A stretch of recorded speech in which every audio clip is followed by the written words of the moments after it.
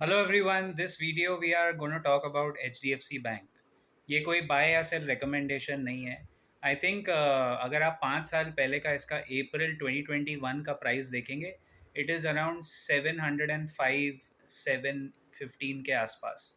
Because वो adjust हुआ था, स्टॉक स्प्लिट हुआ था, वो 1400 पे था, वो 700 का दिखाएगा अभी के स्प्लिट के हिसाब से। और अभी आप आजकल में भाव देखेंगे तो वही 750 760 65 whatever। So again that theory you remember, Infosys के टाइम हमने डिस्कस किया था कि जो लोग रेगुलर एसआईपी करते आए हैं इस स्टॉक में, वो 5 साल में उनको तो कोई मूवमेंट दिखा ही नहीं। एंड उसके there are good reasons for that, because we including me we never expected कि मैनेजमेंट इश्यूज होंगे इस कंपनी में, जिसकी हम लोग दुहाई देते थे एक टाइम पे, and it was like the biggest performer of the last 25 years। यानी कोविड आने के पहले तक HDFC bank was one of the biggest gainers along with all the other large cap stocks. तो ऐसा क्या बदला है कोविड के बाद? First things first, HDFC bank का मैनेजमेंट चेंज हुआ। Mister Aditya Puri, the one man show that carried this company all the way through 1995 to 2020। वो 25 साल का कार्यकाल उनका ख़त्म होता है, वो रिटायर होते हैं।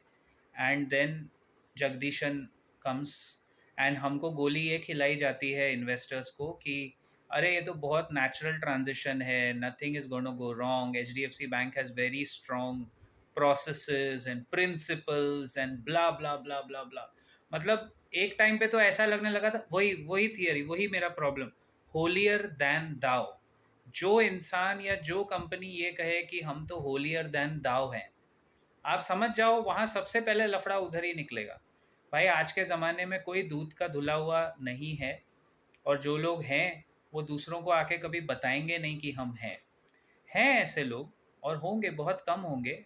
कंपनीज में तो नहीं है, और कंपनीज में जो है वो अगेन दूसरों को बताने की ज़रूरत नहीं है, देयर परफॉर्मेंस स्पीक्स। बट अब यहाँ से हुआ क्या है कि इनके जो बाकी एक्सपोजर्स हैं, being a bank they were expose to a lot of other transactions. Basically उनके मार्केटिंग वालों ने गड़बड़ करके NRIs को कुछ गलत प्रोडक्ट्स बेचे हैं, और उस वजह से बैंक की पूरी, आप देखो ना, काया पलट हो गई। 1,000 रुपये वाला आज 750 60 70 के आसपास चल रहा है। निफ्टी में इसका वेटेज है 14%। और प्रॉब्लम ये है कि ये कमबख्त इतना भारी वेटेज निफ्टी में रख के बैठा है। ट्रेडिशनली FII का फेवरेट स्टॉक रहा है, बट FII एग्जिट भी फिर बहुत दबा के किए हैं। तो जो कंपनी अपने पीक से 25% डाउन है और वो निफ्टी का 14% वेटेज रखती है, वो आपके इंडेक्स को कैसे बढ़ने देगी? And this is a big problem.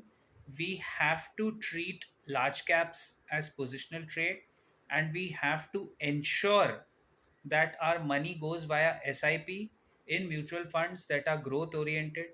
Because, guys, whether you like it or not, data has proven time and again that growth and stability is in mutual funds.